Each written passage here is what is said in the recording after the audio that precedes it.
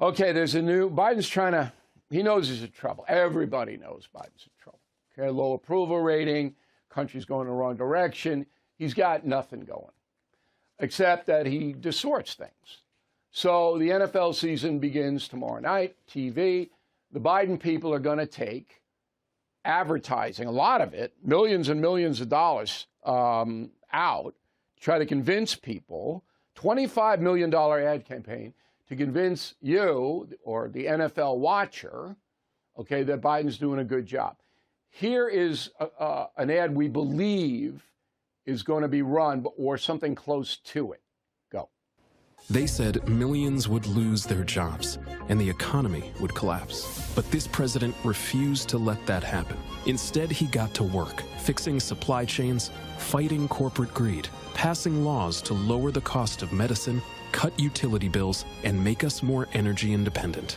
Today, inflation is down to 3%, unemployment the lowest in decades. There's more to do, but President Biden is getting results that matter. I'm Joe Biden, and I approve this message. Okay, so inflation is 6%, not 3%.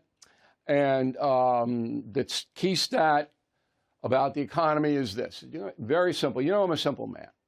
I said this to Sean Hannity today on the radio, and that's posted on BillO'Reilly.com.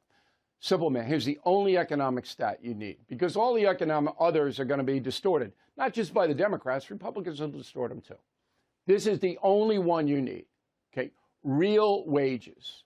That's spending power for people who work for a living in America.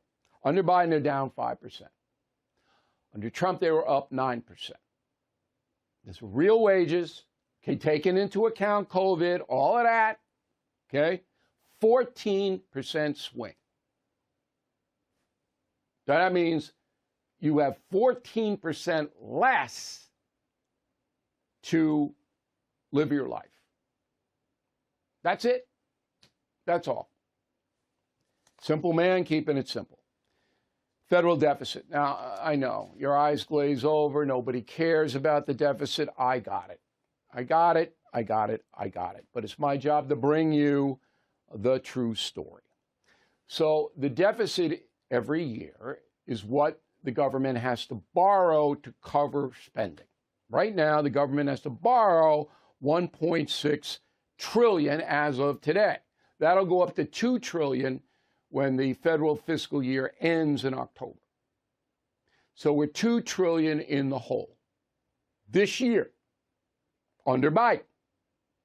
Okay? That's added to the debt, which is now about, 34, 35 trillion?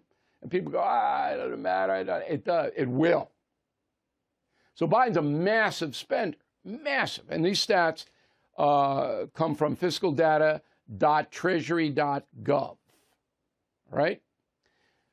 Next year, the deficit's going to be even higher because Biden is spending so much money to buy votes. One of the reasons that the minority community supports the progressives is that they get entitlements from them. So I guess it's worth having their neighbors shot dead in the street for the increased food stamp allotment. That's the calculation.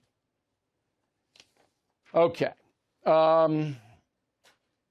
Corinne Jean-Pierre, look, her job is to be a propagandist. Everybody knows it. Republicans the same way, okay?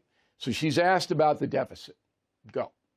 The president has a real plan, as we've laid out multiple times, to reduce the deficit, and we don't see Republicans having a real plan. And so the deficit has fallen by more than $1 trillion under the president. That's not true. She took the COVID deficit when the government was spending massive amounts of money for vaccines and to send checks to people who couldn't work. That's the baseline. So, of course, the deficit under COVID exploded, and she goes, well, he's cut the deficit by $1 million. No, the deficit's going up this year and next. See the propaganda thing here? And she doesn't, I don't know if the woman even knows. I've never seen a woman in an interview where the interviewer challenged her in any meaningful way. She doesn't do that. Okay? I'd love to sit down with her. Wouldn't you like to see that?